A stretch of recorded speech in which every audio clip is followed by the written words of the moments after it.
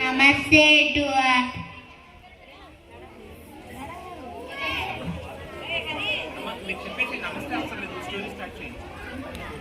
అయ్యో చీకటి పడిపోయింది, అదిలోకి వచ్చేసాం.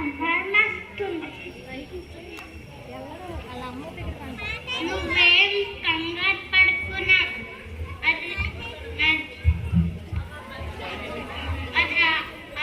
లేదు కదా, అది వచ్చినప్పుడు చూద్దాంలే.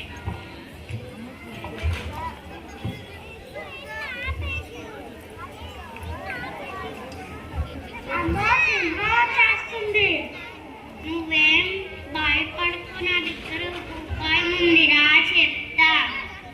పిల్లల్ని గట్టిగా దెబ్బలే.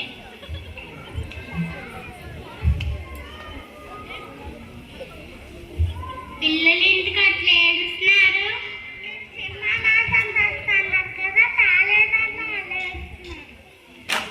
ఇది సింహం గోవే, అది వస్తుంది. అది రాగానే దాన్ని చంపి పెడతాను.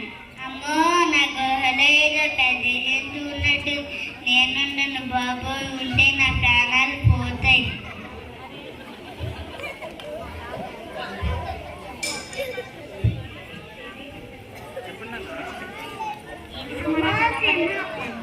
నా గుహలో ఏదో పెద్ద జంతువు ఉన్నట్టుంది.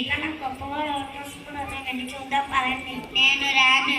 ఆ ప్రాణం పడివేస్తాను. నేను అయినా రాను.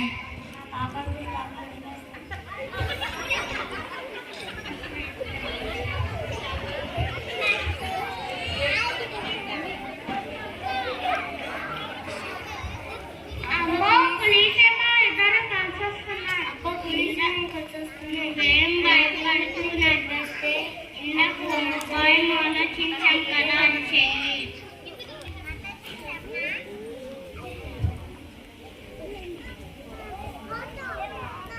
పిల్లలు ఎందుకు అట్లా ఏడుస్తున్నారు?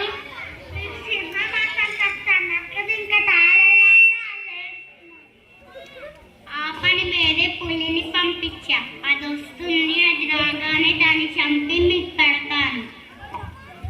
అప్పుడు పులిసి మనకు చూస్తున్నాను. నాకెందుకు చంపేస్తే నాకు ఇంకా మాంసమే మాంసం, అందుకే కొన్నాం.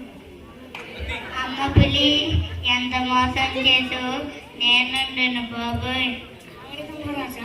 వాళ్ళ మాట నమ్మకని, నా మాట వినండి. నేను అలాంటి వాడిని కాదు. నేను నమ్మను. నిన్ను వెళ్ళిపోతున్నాను. ఆగండి. అమ్మ దృశ్యాల్లో ఎప్పుడు తలదర్చుకోవడం తాకపోయి మాంసం దొడుగుందంటే నా ప్రాణాల మీదకి వచ్చింది. నన్ను అడుగు కాస్త విడిగి వస్తుంది.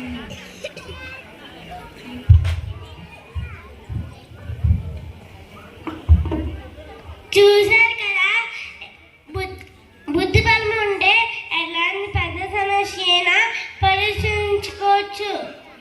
ఇతర విషయాల ఎప్పుడు ధర దోచకూడదు. లేకపోతే ఈ కథలో పులికి నక్కకి పట్టణ గతి పడుతుంది.